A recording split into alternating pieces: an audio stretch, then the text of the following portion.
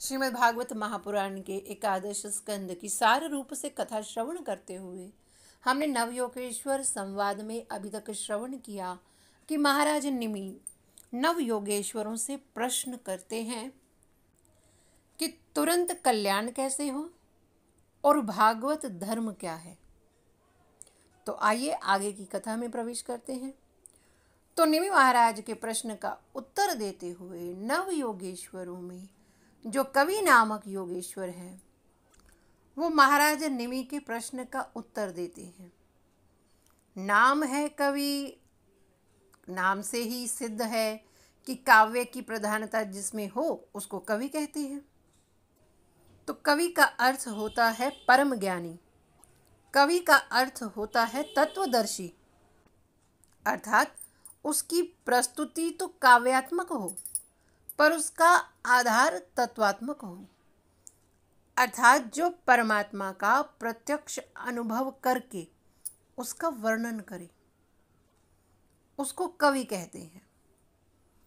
तो जब कवि की बात सुनी जाए तो हम नाच उठें और जब कवि की बात समझी जाए तो हमारी समाधि लग जाए।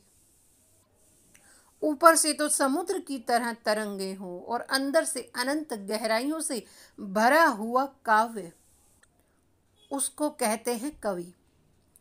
मानस की चौपाई हमें कितना आनंद देती है जब हम उसे गाते हैं, और यदि उस काव्य को गहराई से समझें तो मानस की चौपाई तो शंकर जी को भी समाधि लगा देती है। तो कवि कौन?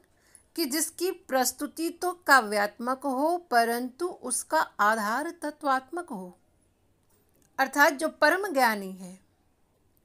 तो योगेश्वर कवि ने बड़ी सीधी बात स्पष्ट रूप से कही, अच्युतस्य पदाम्बुजो पासनमात्र नित्यम, जिसका सीधा सा अर्थ है कि नित्य भगवान के चरण कमलों की उपासना करने मात्र से तुरंत कल्याण होगा।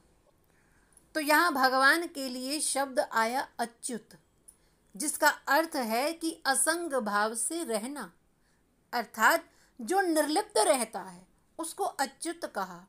और निर्लिप्त कौन है, असंग भाव से कौन रहता है? वो परम पिता परमात्मा। और मनुष्य का स्वभाव ऐसा है कि असंग भाव में रहते हुए भी कभी कभी वो संग में पड़ जाता है।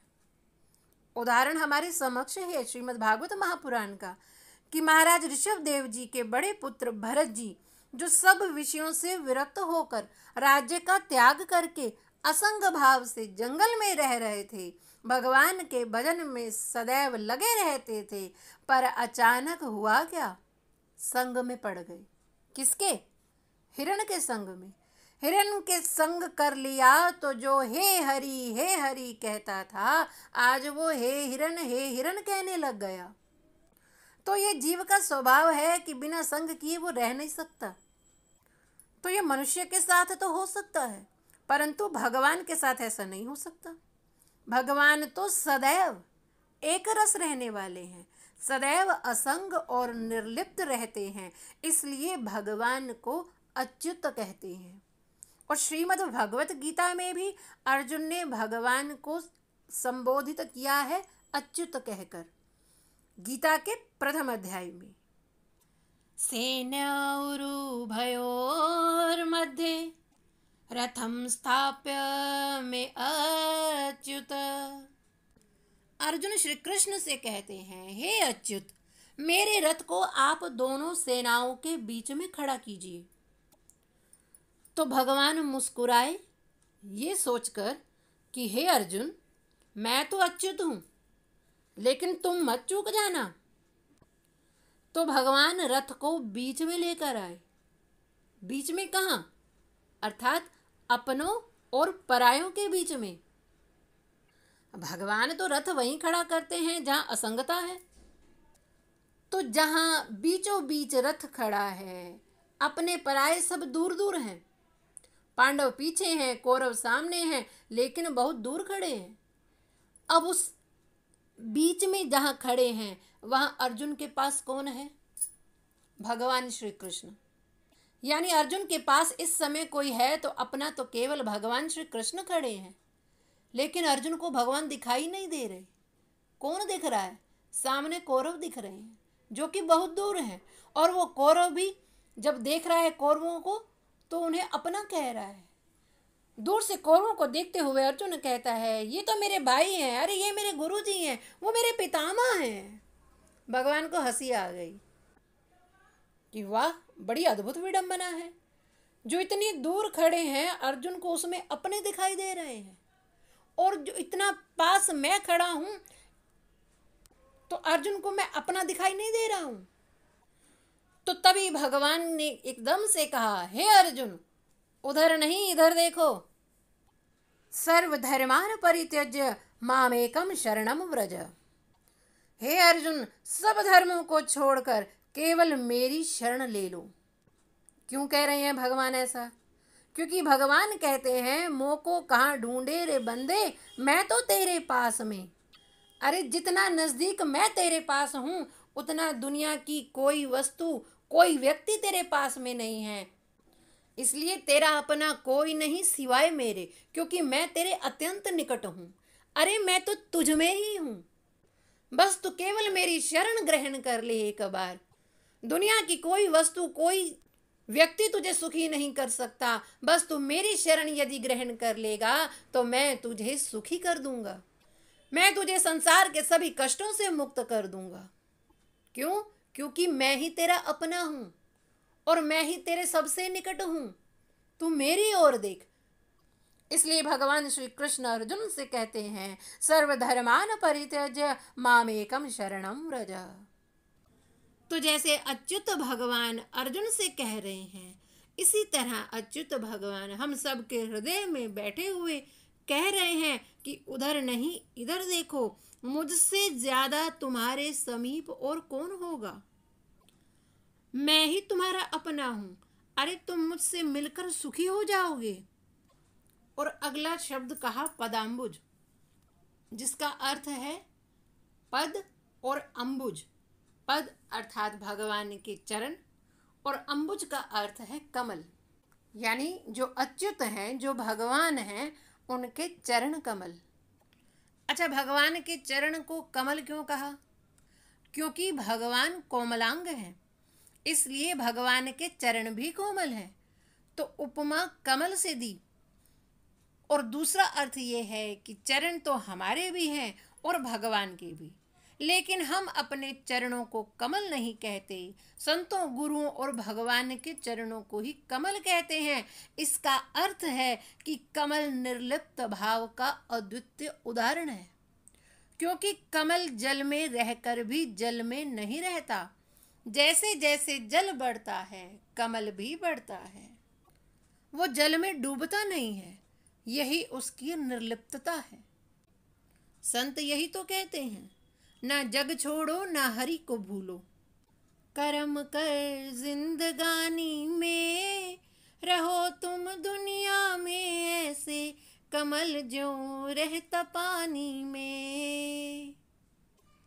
तो जगत में हमारे भी चरण रहते हैं, परंतु हमारे चरण निर्लिप्त भाव से नहीं रह पाते, और चरण से ही एक शब्द बना विचरण। हम विचरण तो जगत में करते हैं, परंतु कहीं ना कहीं हमारी आसक्ति हो जाती है। हम फूल चुनने आए थे बागे हयात में, और दामन को खाक जार में उलझा कर रह गए। तो हमारे चरण निर्लिप्त नहीं रह पाते, इसलिए हमारे चरण कमल नहीं हैं। भगवान के चरण कमल हैं, क्योंकि भगवान के चरण ऐसे हैं जो निर्लिप्त रहते हैं, असंग भाव से रहते हैं।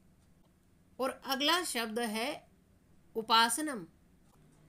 अच्युतस्य पदाम्बुजोपासनमत्र नित्यम, अर्थात अच्युत जो भगवान हैं उनके चरण कमलों की नित्य उपासना करो। उपासना जिसका अर्थ है कि भगवान के चरण कमलों के समीप बैठो। इसका अर्थ ये नहीं कि हम सारा दिन मंदिर में ही बैठे रहें भगवान के चरण कमलों के पास। इसका अर्थ ये है कि जो भगवान हमारे हृदय में विराजमान हैं, उन भगवान के चरण कमलों का हम सदैव चिंतन करें, अर्थात मन से सदा हम भगवान के चरण कमलों में बैठें। तो हमारे हृदय के भीतर जो भगवान बैठे हैं, उनका चिंतन हमें होने लगे, मन और बुद्धि का उद्वेग समाप्त होने लग जाएगा। एक बड़ी ही सुंदर गाथा है। एक ग्वालिन रोज दूध लेकर निकलती थी बेचने के लिए। एक बालक था अनाथ। ग्वालिन ने कहा, बेटा तू दूध पिएगा? तो उसने कहा, मैया मेरे पास पैसे नहीं हैं। उसने कहा, मैं तुझसे पैसे नहीं लूंगी, तू पेट भर कर पी। तब उस बालक ने कहा, माँ ये दूध बड़ा स्वादिष्ट है, क्या इससे भी अधिक कुछ स्वादिष्ट होता है क्या? तो उस ग्वालिन ने कहा, खीर इससे भी अधिक स्वादिष्ट होती है। तो बालक ने कहा कि मैया मुझे खीर मिल जाएगी क्या? तो उस ग्वालिन ने कहा, तू चिंता मत कर, मैं कल खीर लेकर आऊंगी तेरे लिए। अब बालक के मन में कल्पना होने लगी कि खीर कैसी होती होगी। तो उसे लगा कि कहीं कल ग्वालिन ना आई तो। तब उस बालक ने कहा, मैया आप अपना घर बता दो, कहीं कल तुम ना आ पाई तो मैं आ जाऊंगा। तब उस ग्वालिन ने कहा, अरे तू चिंता मत कर, मैं आऊंगी, भरोसा रख। तो बालन ने कहा, अच्छा मैया अपना नाम ही बता दो। तब उस ग्वालिन ने कहा कि मेरा नाम रामा है, और ग्वालिन चली गई। अब बालक ने सोचा कि इसका नाम तो याद कर लूं, अरे कहीं ये कल नहीं आई तो मैं नाम लेकर ही इसके घर पहुंच जाऊंगा। अब इस बालक ने नाम लेना शुरू किया, रामा रामा रामा। अब बालक की लगन तो थी खीर में। रामा रामा कहते कहते तो रामा राम राम बनकर उसकी अंतर्मुखी वृत्ति हो गई कि उसको पूरा स्वाद भीतर ही आने लगा। अब जैसे ही वो ग्वालिन आई खीर लेकर, बेटा भगतू ले ये अपनी खीर खा ले। और भगतू तो आंख बंद करके बस राम राम राम में ही मस्त हो गया। ग्वालिन बोली, बेटा उठ तो ये खीर खा। भगतू कहता है, ना मैया अब कुछ नहीं चाहिए, राम नाम में ऐसा परम स्वाद मिल गया है, अब किसी बाहर के स्वाद की जरूरत ही नहीं रही। ये कथा ये सिद्ध करती है कि हमारा मन जो बार बार बाहर के स्वादों में जाता है, जो हमारी बुद्धि बाहर के भोगों के लिए बार बार लालायित होती है, इसका केवल कारण यही है कि हमें भीतर का स्वाद अभी मिला ही नहीं, भक्ति का सुख हमें मिला ही नहीं। इसलिए भोग सुख के लिए मन व्यग्र होता है, बुद्धि व्याकुल होती है। इन विषय भोगों के बारे में श्री तुलसीदास जी भी कहते हैं, जो मोहि राम लागते मीठे, तो नवरस षट रस रस अनरस है जाते सब सीठे।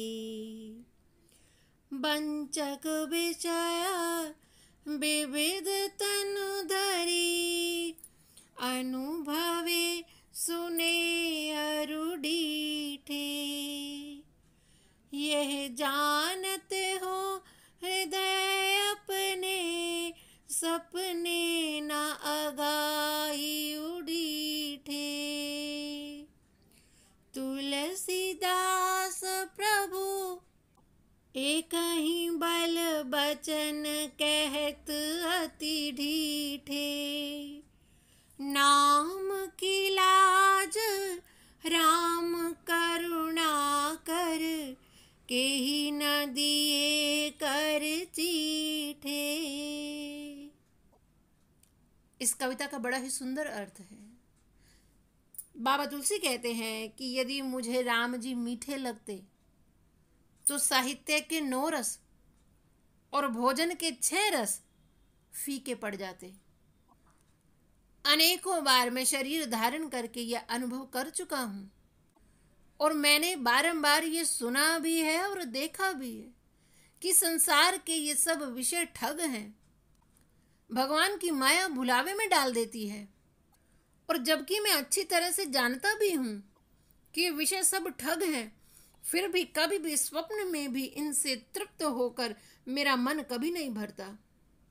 इसलिए मैं तुलसीदास अपने स्वामी श्री रामचंद्र जी से एक ही बल पर ये ढिठाई से वचन कह रहा हूँ कि हे मेरे प्रभु, आपने अपने नाम की लाज से कितने ही लोगों पर दया करके उन्हें भव बंधन से मुक्त किया है। हे प्रभु, जिसने भी आपका नाम लिया है वो सब बंधनों से मुक्त हो गए। और हम सब भी ये जीव अनुभव करते ही हैं कि संसार के कितने भी भोग सुख हमें मिले तो भी अतृप्ति रहती ही है। सब सांसारिक भोग मिलने के बाद भी एक अभाव की अनुभूति होती है और उस अभाव की निवृत्ति भगवान के अनुभव से ही होगी, भगवत प्राप्ति से ही होगी, और कोई उपाय नहीं है। इसलिए योगेश्वर कवि कह रहे हैं कि अच्युत भगवान के चरण कमलों के पास अपने मन को बिठाएं। और भगवान कहाँ है? हमारे हृदय में। तो भगवान के चरण है भीतर और हमारा मन जा रहा है बाहर। अब हमारा ये मन भीतर रुके तो उसे भगवान के चरणों की भक्ति का स्वाद मिले। ये कहना बहुत आसान है कि मन को भीतर लगाओ। अब जैसे कोई आदमी बाहर से घूमकर आया अपने घर में और भीतर कमरे में जाए तो उसे कुछ दिखाई नहीं पड़ता थोड़ी देर के लिए। तो एक माँ ने अपने पुत्र से कहा कि पुत्र, भीतर से सुई लेकर आओ। अब बेटा गया बाहर से भीतर कमरे में तो उस पुत्र ने कहा कि माँ, यहाँ तो मुझे कुछ दिख नहीं रहा है। तो माँ कहती है, अरे बेटा, थोड़ी देर ठहर, अभी तेरी आंखें बाहर की हैं, अगर थोड़ी देर ठहर रहेगा तो दिखाई देने लगेगा। और सचमुच ऐसा होता भी है, फिर सब कुछ धीरे धीरे दिखाई देने लगता है। ऐसे ही अगर हम अपने मन को भीतर रोकेंगे तो ये घबराएगा, क्योंकि इसकी बाहर की देखी हुई आंखें हैं, लेकिन इसे रोके रखने से सब दिखाई देने लगेगा, परमात्मा का प्रकाश दिखाई देगा, फिर इसे बाहर जाने की जरूरत ही नहीं। इसलिए योगेश्वर कवि कह रहे हैं, अच्युतस्य पदाम्बुजोपासन मत्र नित्यम। अच्छा, तो फिर भगवान के चरणों के पास बैठने से लाभ क्या? क्योंकि मनुष्य बिना किसी लाभ के तो कोई काम नहीं करता है। तो सबसे बड़ा लाभ ही यही है कि यदि हम इस उदाहरण से समझें कि जिस प्रकार लोहे की कील छोटी सी होती है, परंतु अगर उसको पानी में डालो तो उसको कोई डूबने से बचा नहीं सकता, और यदि वही कील लकड़ी की नाव से जुड़ जाए तो नाव में भले ही हजारों कीलें लगा दो, पर वो नाव के साथ पार हो जाती हैं, क्योंकि नाव डूबने वाली नहीं है।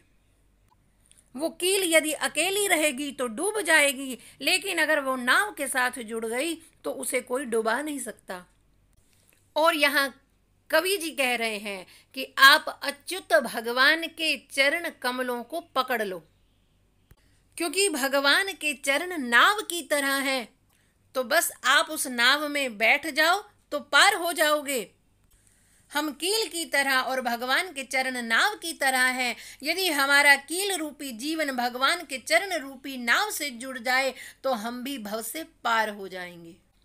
क्योंकि भगवान के चरणों को कमल कहा गया, क्योंकि वो असंगत हैं, निर्लिप्त हैं, और हम सदा संग में लिप्त रहते हैं।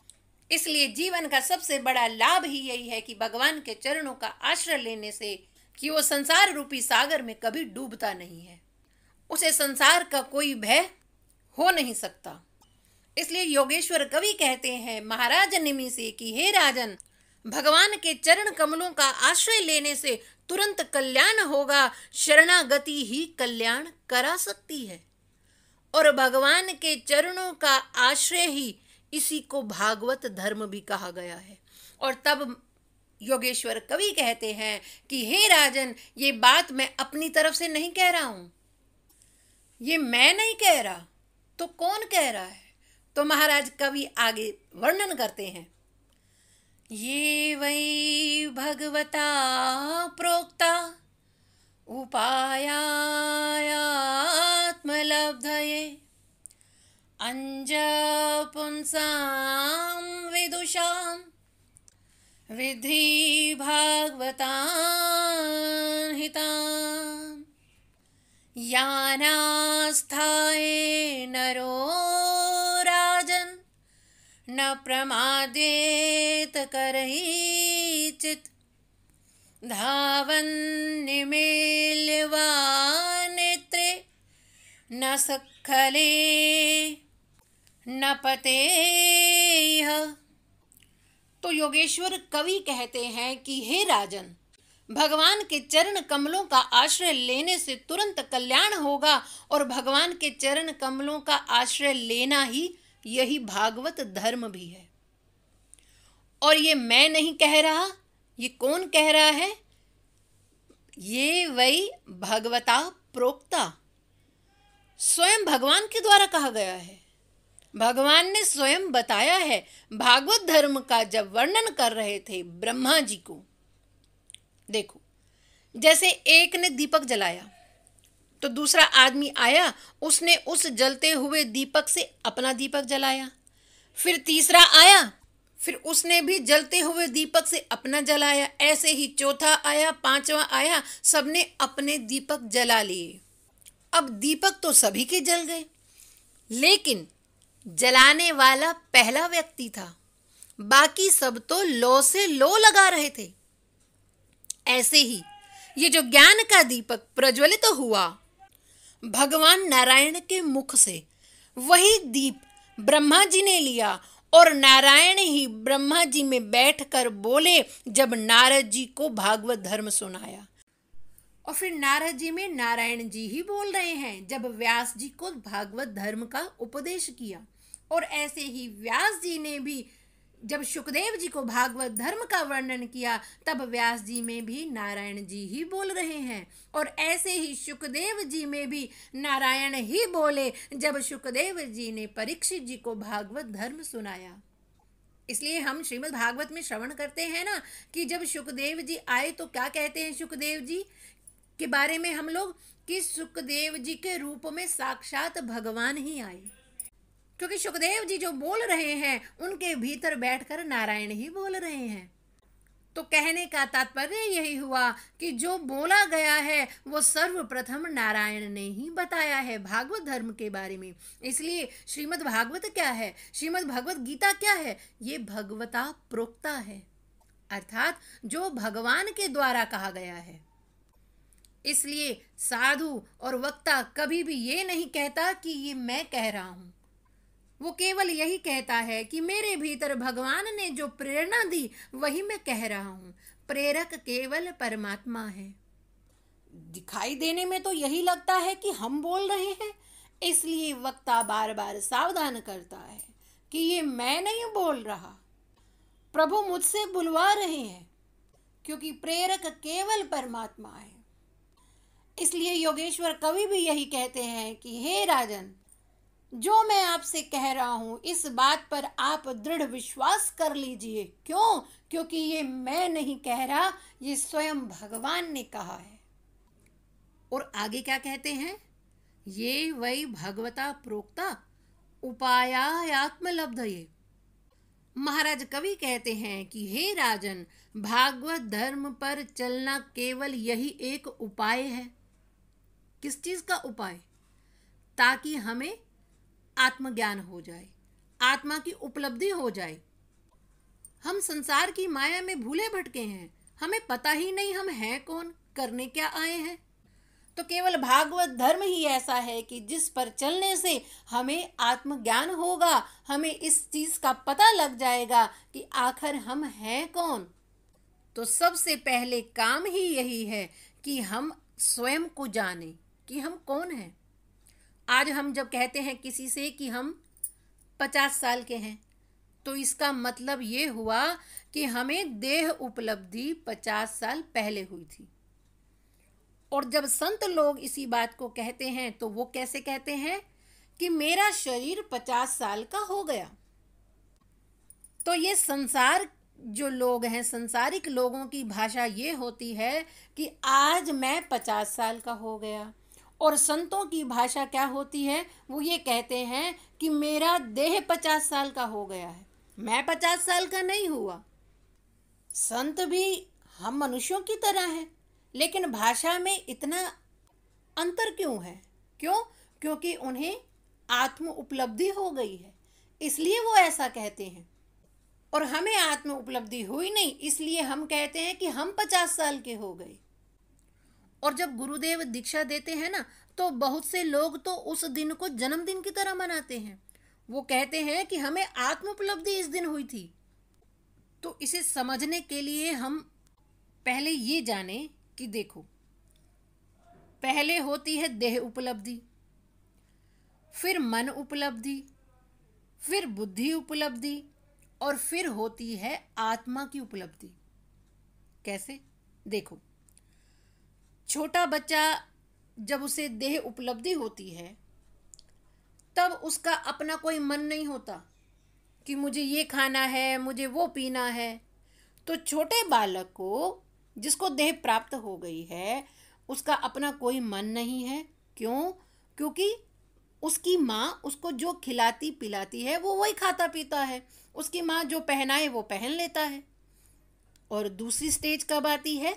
जब वो बालक थोड़ा बड़ा होता है, तब वो अपने मन की प्रिय वस्तु खाना चाहता है, वो अपने मन की प्रिय वस्तु पहनना चाहता है, वो अपनी मन की प्रिय वस्तु से खेलना चाहता है। तो अर्थात पहले देह उपलब्धि हुई, फिर जैसे ही वो थोड़ा बड़ा हुआ तो अब उसे मन की उपलब्धि हो गई। क्यों? क्योंकि अब वो अपनी मन की प्रिय वस्तु को खाना पीना चाहता है। और फिर थोड़ा और बड़ा हुआ, तब प्रज्ञा की उपलब्धि अर्थात बुद्धि की उपलब्धि। क्यों? इसीलिए तो बालक के पैदा होते ही हम स्कूल में थोड़ी ना भेजते हैं। जब बालक थोड़ा बड़ा होता है, फिर उसको हम शिक्षा के द्वारा उसकी बुद्धि का विकास होता है, और तब उसकी बुद्धि निर्णय कर पाती है कि मेरे लिए क्या सही है और क्या गलत है।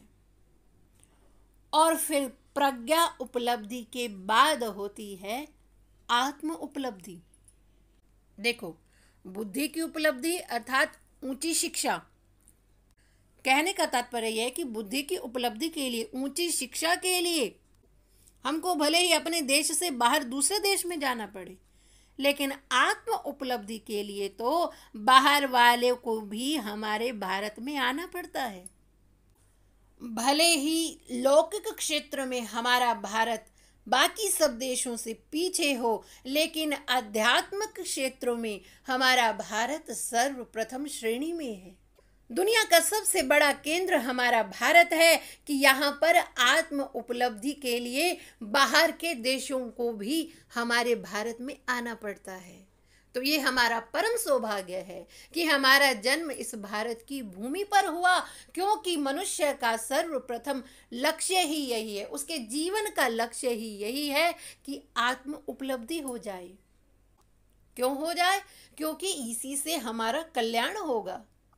हमारे जो साधु संत हैं, जो भारत भूमि की पहाड़ों में, कंदराओं में सर्दी गर्मी वर्षा सहते हुए, अरे उन्हें कुछ तो आनंद मिल रहा होगा। जो हम जैसों को घर में बैठकर एसी के ठंडे में भी हम चिंता में हैं, और वो सब कुछ सहन करते हुए भी अरे उन्हें कुछ तो आनंद आ रहा होगा, कुछ तो प्राप्ति हो रही है ना, कि वो संसार के सुखों को छोड़कर उस भगवत प्राप्ति की राह पर चल रहे हैं।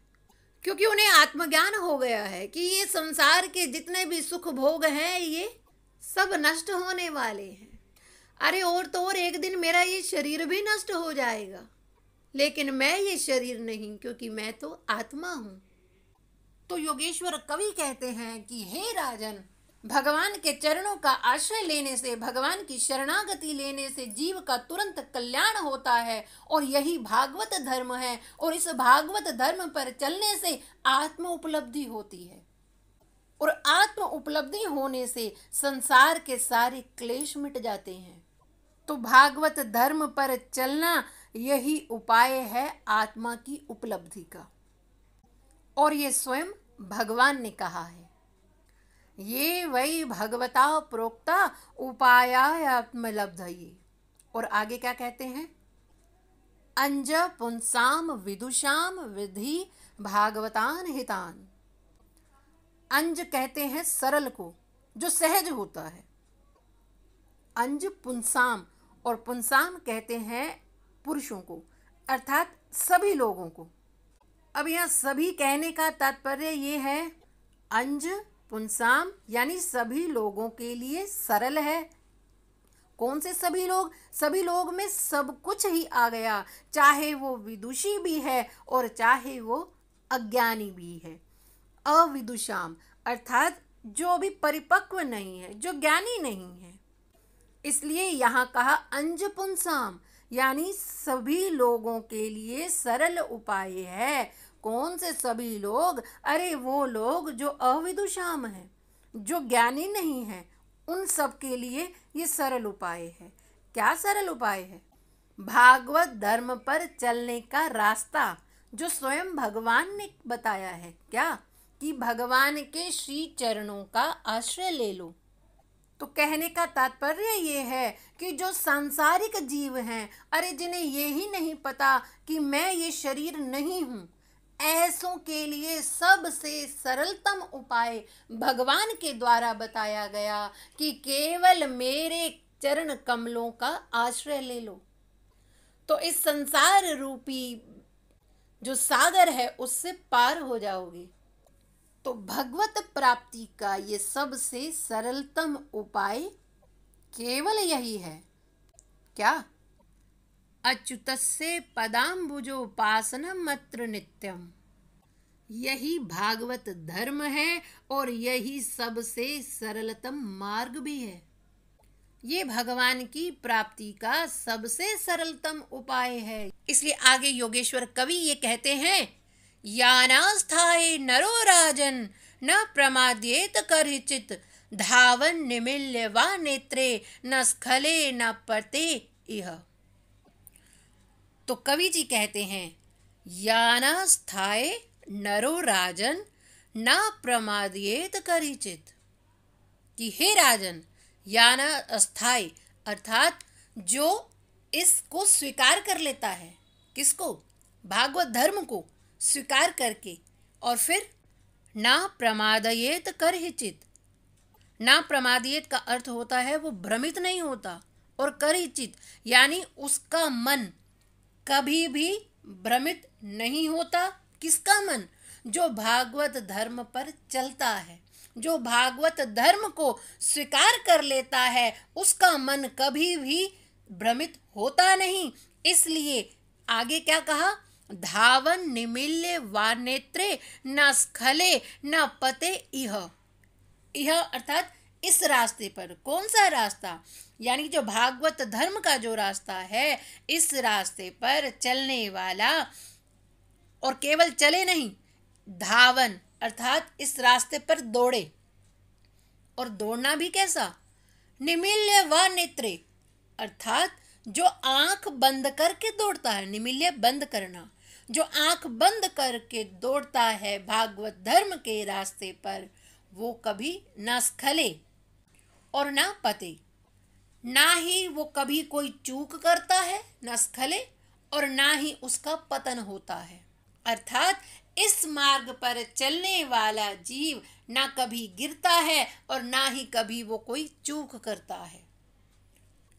इस श्लोक में भागवत धर्म की अद्भुत महिमा बताई गई है।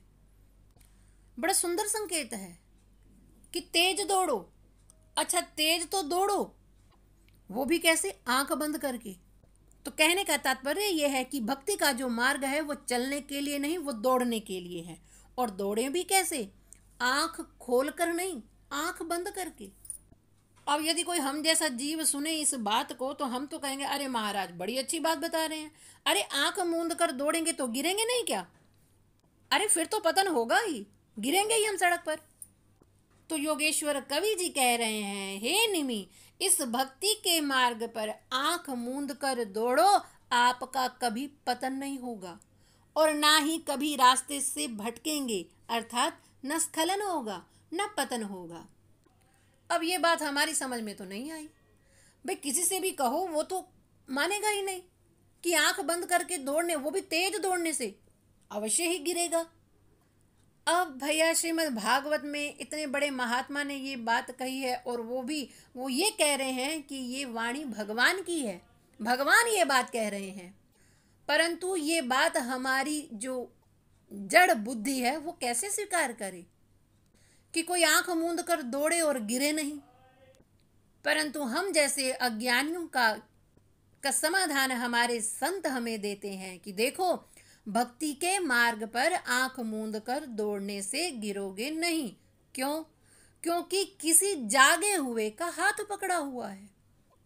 अगर आंख बंद किया हुआ आदमी किसी जागे हुए का हाथ पकड़कर दौड़ेगा तो ना गिरेगा और ना ही उसका पतन होगा। इसलिए यहाँ कहा गया कि हे भक्त, आंख मूंद कर भगवान के भरोसे दौड़, क्योंकि उस भक्त का हाथ तो भगवान ने पकड़ रखा है, इसलिए ना वो स्खलित होगा ना पतन होगा। इसलिए श्री कृष्ण ने अर्जुन से भी गीता में कहा है। क्या कहा है भगवान श्री कृष्ण ने अर्जुन से? कौन्तेय प्रतिजानहि न मे भक्त प्रणश्यति।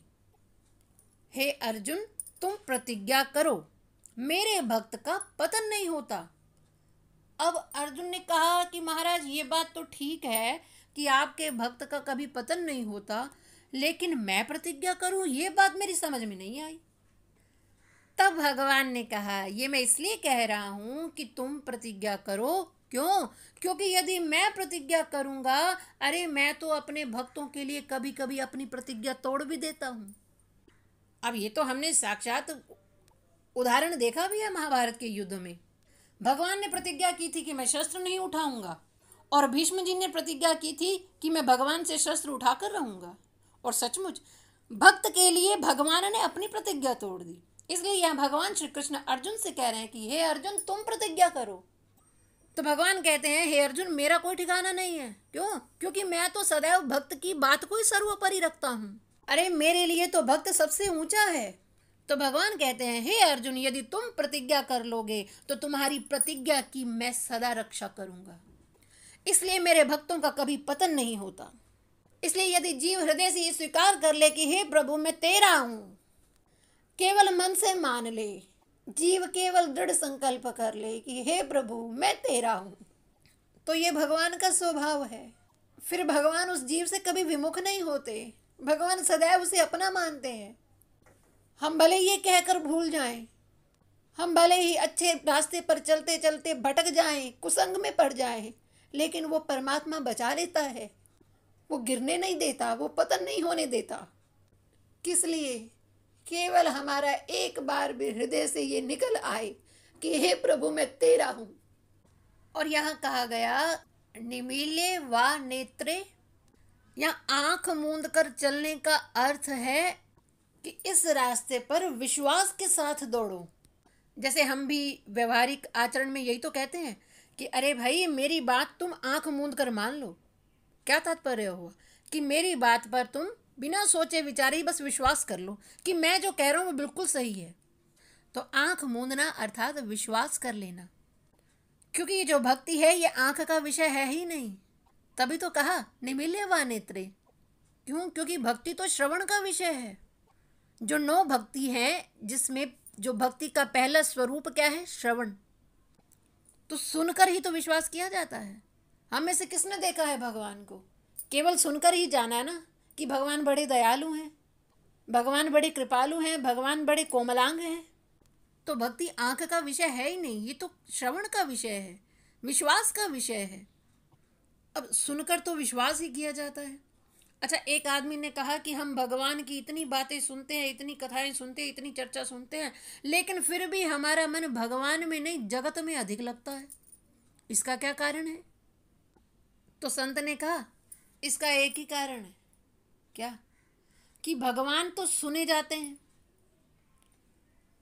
और जगत दिखाई देता है, तो सुनने से अधिक दिखने वाला हमको ज्यादा प्रभावित करता है। इसलिए भक्त होना भी किसी वीर पुरुष का काम है। भगवान की कृपा से ही कोई भक्त बनता है। इसलिए किसी कवि ने कहा भी है, कामी क्रोधी लालची इनसे भक्ति न होए, भक्ति करे कोई सूरमा, जाति वर्ण न कुल कोई। भक्त तो भगवान की कृपा से ही बनता है।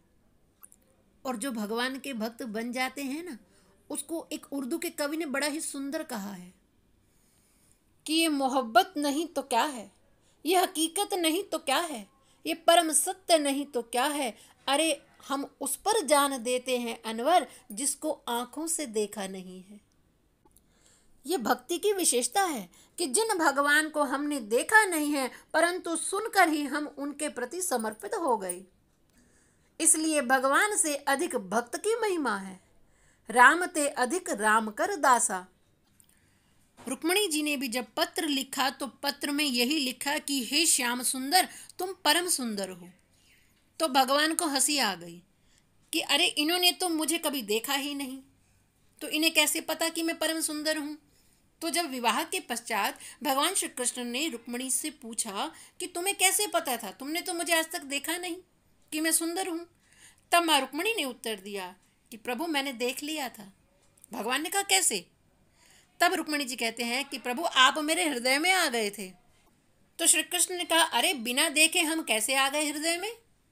तो माँ रुक्मिणी कहती है कि प्रभु आंख के मार्ग से नहीं, कान के मार्ग से आप मेरे हृदय में आ गए। और ये बात बिल्कुल सच है, भगवान कर्ण मार्ग से ही हमारे हृदय में प्रवेश करते हैं। तो इसलिए नवदा भक्ति का पहला सूत्र ही है क्या? श्रवणम। पहली भक्ति ही श्रवणम है। तो भगवान जब भी हृदय में विराजमान होते हैं तो केवल श्रवण मार्ग से ही हमारे हृदय में उतरते हैं।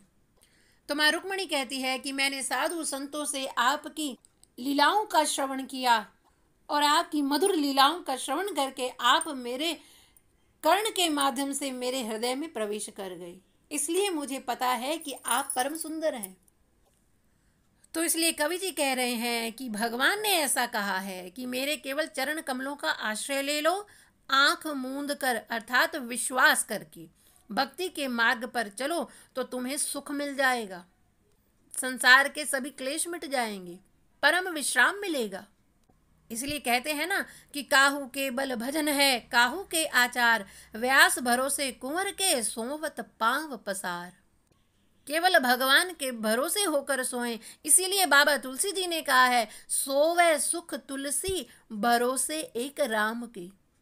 तो इसलिए जब महाराज निमि ने पूछा कि हे प्रभु तुरंत कल्याण का उपाय क्या है और भागवत धर्म क्या है, इसके विषय में बताते हुए योगेश्वर कवि कहते हैं कि हे राजन अच्युतस्य पदाम्बुजोपासन मत्र नित्यम ये वै भगवता प्रोक्ता उपायात्मलब्धये अंज पुंसाम विदुषाम विधि भागवतान हितान यानास्थाय नरो राजन न प्रमाद्येत करहिचित धावन निमिल्य वा नेत्रे न स्खले न पते इह।